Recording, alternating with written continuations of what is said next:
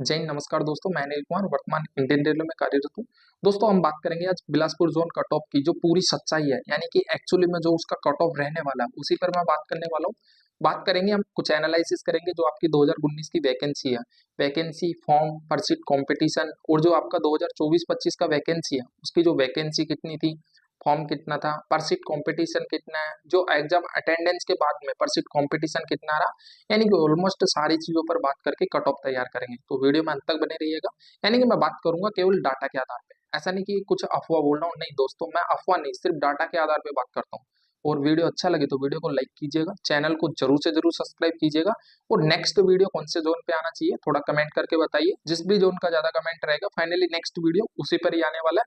खैर फाइनली हम बात कर लेते हैं, जो आपका RRB group D Bilaspur zone है उसका एक्सपेक्टेड कट ऑफ लिस्ट 2025 कितना रहेगा। सैप स्कोर की बात करूंगा, यदि इतने मार्क्स आपके आ रहे हैं तो पीटी स्टार्ट कीजिए। मेरिट की भी बात करूंगा कि इतना आपका मेरिट जाने का बहुत ज्यादा चांसेस है।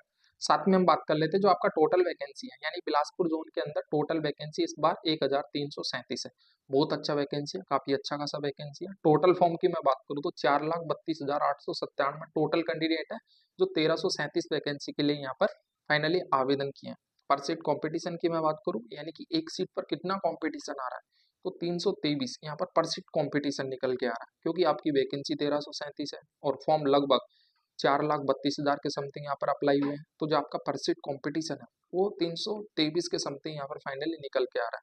लेकिन आप सभी को पता है जो आपका एग्जाम अभी कंडक्ट हुआ या हो रहा है उसके अंदर होगा भी आगे 65% एग्जाम अटेंडेंस रेशियो मैक्सिमम लेके चल रहा है, क्योंकि एग्जाम अटेंडेंस में 58 से लेकर 62 के बीच में बन रहा है, लेकिन मैं मैक्सिमम लेके चल रहा हूँ यहाँ पर 65%।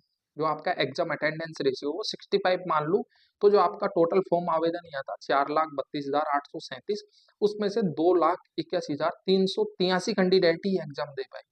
तो उस हिसाब से 1337 वैकेंसी का पर सीट कंपटीशन निकलेगा और 210 होगा, यानी कि कहाँ पर था आपका 323 और अभी है आपका 210, यानी लगभग आप मान के चलिए 113, लगभग मतलब कि 113 या 100 के समथिंग मान लीजिए।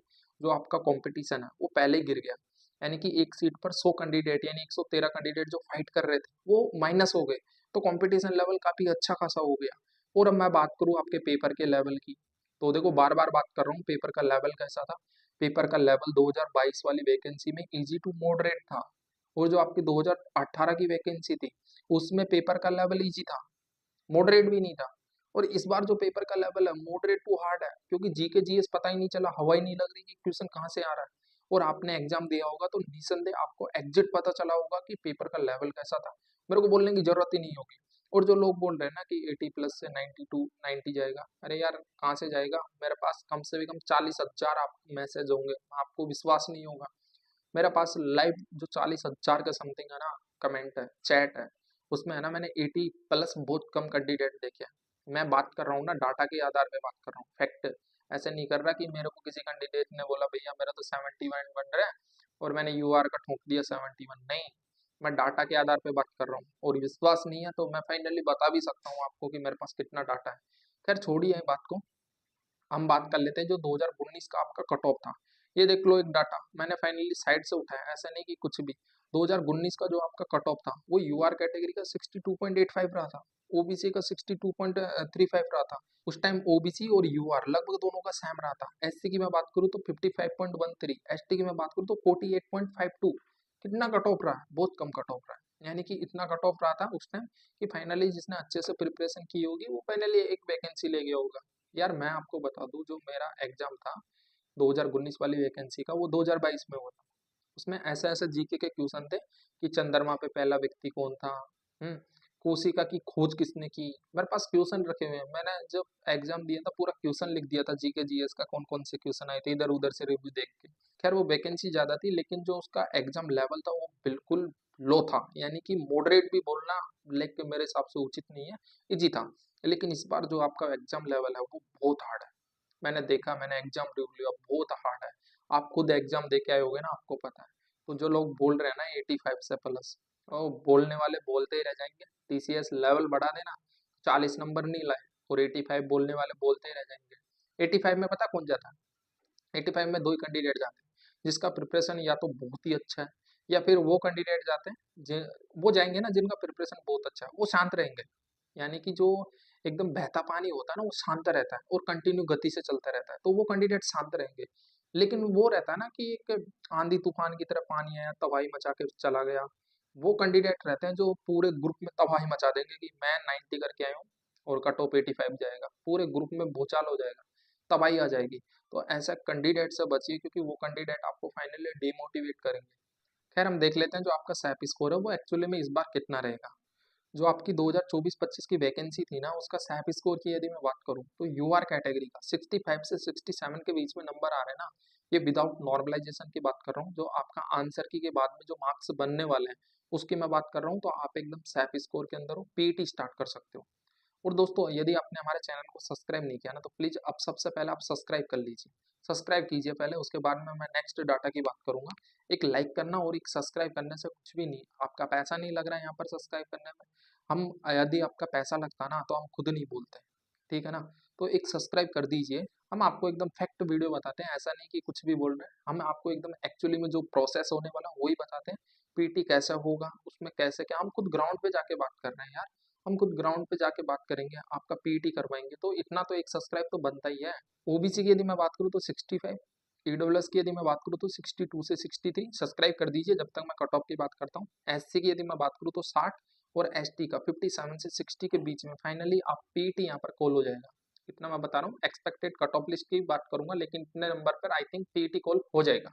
अब हम बात करते हैं फाइनली जो आपका मेरिट बनने वाला है वो कितना रहेगा, एक्चुअली में कितने नंबर आपके मेरिट में चाहिए, यानी कि कितना नॉर्मलाइजेशन होगा, सारी चीजों की बात करूंगा, देखते रहिए।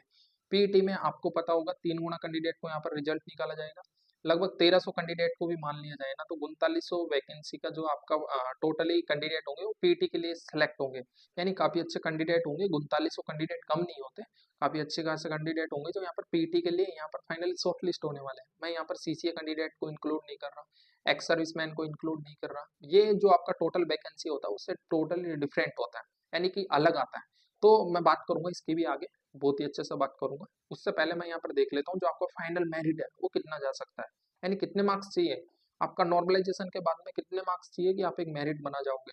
यूआर कैटेगरी का 68 से लेकर 70 के बीच में बहुत ही अच्छा चांसेस है कि आप फाइनली एक जॉब ले जाओगे। ये एक्सपेक्टेड कट ऑफ लिस्ट है, फाइनल में आपको 2 नंबर प्लस या 2 नंबर माइनस भी आपको देखने को मिल सकते हैं, लेकिन डाटा के अकॉर्डिंग फाइनली कट ऑफ यही रहने वाला है। ईडब्ल्यूएस की यदि मैं बात करूँ तो 65 से लेकर 67 के बीच में आप एकदम सैप हो, इतने नंबर आपके आ रहे हैं ना, तो आप अभी से ही जो आपका पीईटी डीवी वगैरह इनकी प्रिपरेशन करो, इनकी तैयारी करो।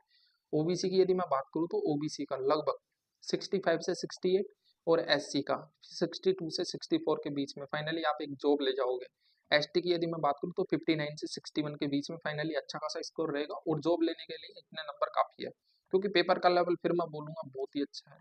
61 बनाना बहुत मुश्किल है, बात कर रहा है 65 की, 85 आप सोच लो यार, कैंडिडेट बोल के बता देंगे कि यार पेपर का लेवल कैसा था, कितना भी हार्ड क्यों ना हो, कितनी भी अच्छे से प्रिपरेशन हो, 85 ना आना बहुत अपने आप में बहुत बड़ी बात होती है। वैकेंसी 32,000 के समथिंग है, 32,438 वैकेंसी है, हर कैंडिडेट 85 नहीं ला सकता, समझ रहे हो ना बात को।